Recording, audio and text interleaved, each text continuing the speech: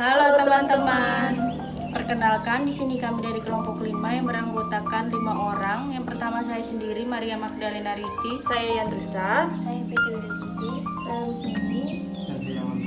Di sini kami akan membahas mengenai permasalahan gizi pada anak sekolah dasar dan solusinya. Gizi buruk. Gizi buruk adalah suatu kondisi yang ditandai dengan berat dan tinggi badan balita jauh di bawah rata-rata. Penyebab gizi buruk yaitu penyebab utama gizi buruk adalah kekurangan asupan makanan yang bernutrisi sesuai kebutuhan masing-masing kelompok usia anak. Kekurangan asupan ini bisa terjadi karena tidak tersedianya bahan makanan yang berkualitas. Gejala gizi buruk yaitu: pertama, tumbuh anak tambah sangat kurus. Kedua, wajah keriput. Ketiga, kulit kering. 4, perut tampak buncit. Kelima, sering lemas dan tidak aktif bermain. Keenam, gangguan tubuh kembang. Ketujuh, rambut mudah rontok dan tampak kusam. 8, pembengkakan edema di tungkai. Dampak gizi buruk pada anak-anak yang tidak mendapatkan nutrisi yang cukup berpotensi mengalami komplikasi serta gangguan kesehatan jangka panjang seperti di bawah ini.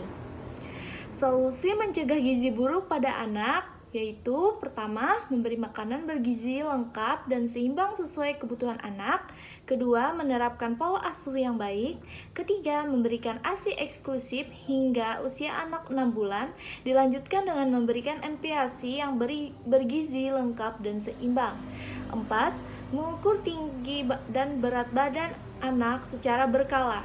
Terakhir, 5, yaitu membawa anak untuk segera berobat bila terkena penyakit infeksi.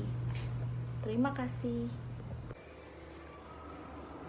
Stunting adalah kondisi tinggi badan anak jauh lebih pendek dibandingkan tinggi badan anak seusianya. Penyebab utama stunting adalah kekurangan gizi kronis sejak bayi di dalam kandungan. Sampai anak usia 2 tahun, beberapa tahun belakangan pencegahan stunting sebagai masalah gizi pada balita sedang digalakan oleh pemerintah Indonesia. Penyebab stunting: pemberian makan yang tidak tepat.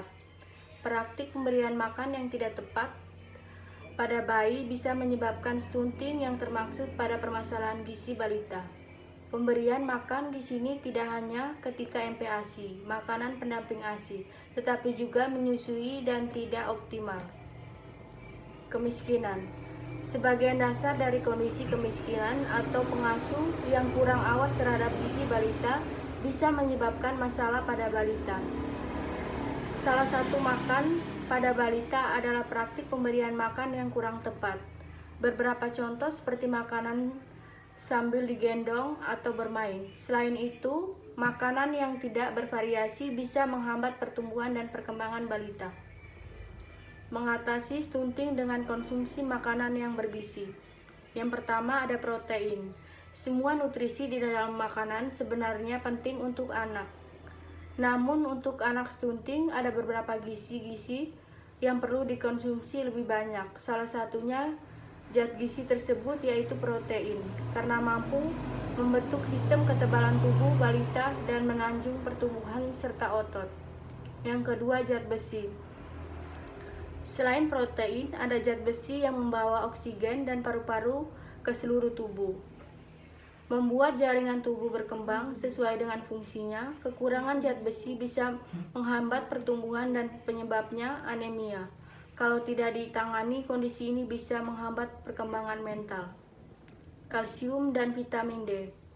Fungsi utama kedua kandungan ini adalah menjaga kekuatan tulang.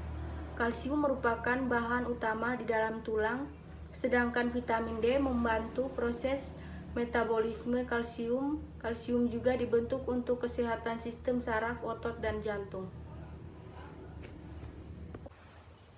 Anak kebutuhan khusus adalah anak yang memiliki keterbatasan fisik, intelektual, emosi, dan sosial. Anak-anak ini dalam perkembangannya mengalami hambatan sehingga tidak sama dengan perkembangan anak sebayanya. Hal ini menyebabkan anak kebutuhan khusus membutuhkan suatu penanganan yang khusus. Anak mempunyai keterbatasan fisik, belum tentu mempunyai keterbatasan intelektual, emosi, dan sosial.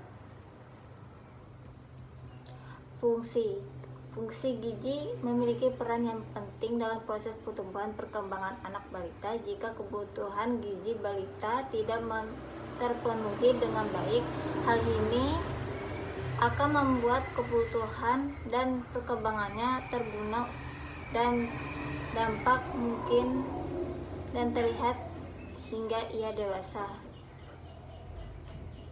Sesuai namanya, masa balita dimulai sejak kecil berusia 1 tahun sampai di usia 5 tahun. Solusinya, usia balita adalah masa periode emas yang sangat penting dan tidak boleh sampai kelewatan. Sebab pada rentang usia ini tumbuh kembang anak balita tentu sudah memiliki pesat dan segala sisi. Tidak hanya kemampuan motorik dan sosial emosionalnya yang makin bertambah, tapi juga kemampuan otaknya.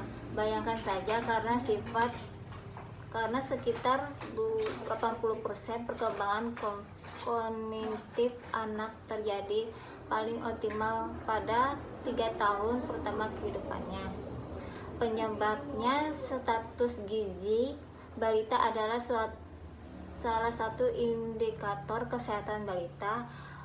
Status gizi penting dipantau karena menjadi salah satu faktor penentuan seseorang anak terhadap risiko berbagai penyakit atau gangguan kesehatan yang terkait dengan gizi, seperti obesitas atau stunting. Itu sebagai orang tua, Bunda perlu mengetahui seperti apa status gizi buah hati.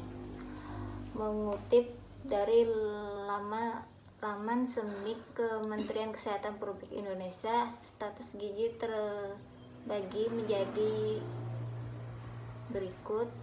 A. Gizi lebih termasuk penggemukan yang selanjutnya dapat berlanjut pada obesitas.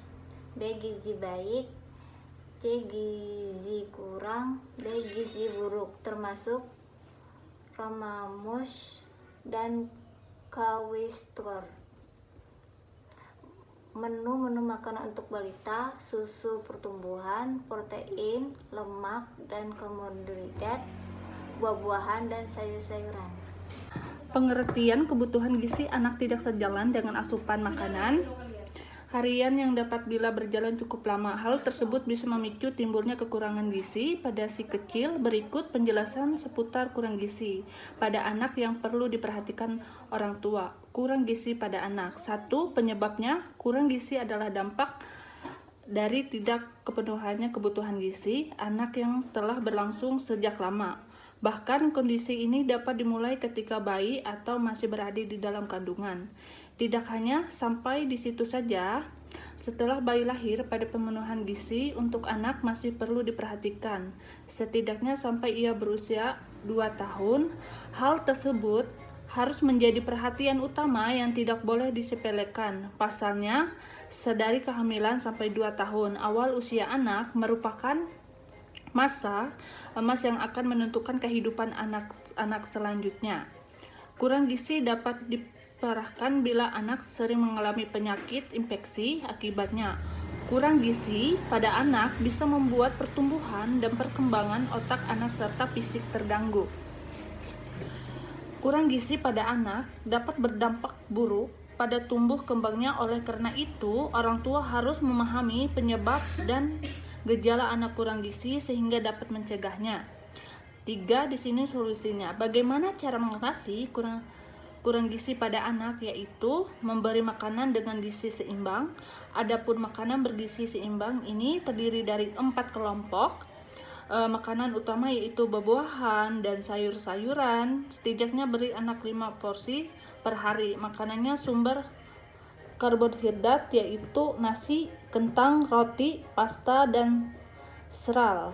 Makanan sumber protein yaitu daging, telur, ikan, kacang, dan lain-lain, dan susu seperti keju. Kekurangan vitamin A termasuk masalah gizi di Indonesia yang umum dialami oleh anak-anak dan ibu hamil.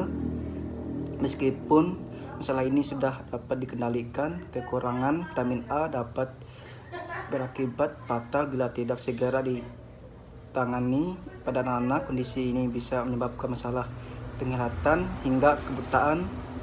Risiko penyakit diare dan campak juga meningkat. Sementara pada ibu hamil efeknya yakni meningkatkan risiko kebutuhan hingga kematian saat persalinan, dan memberikan makanan bergizi lengkap dan seimbang sesuatu kebutuhan anak. Menerapkan pola asuh yang baik, memberikan ASI hingga usia anak 6 bulan, lanjutkan dengan memberikan ASI yang bergizi lengkap dan seimbang.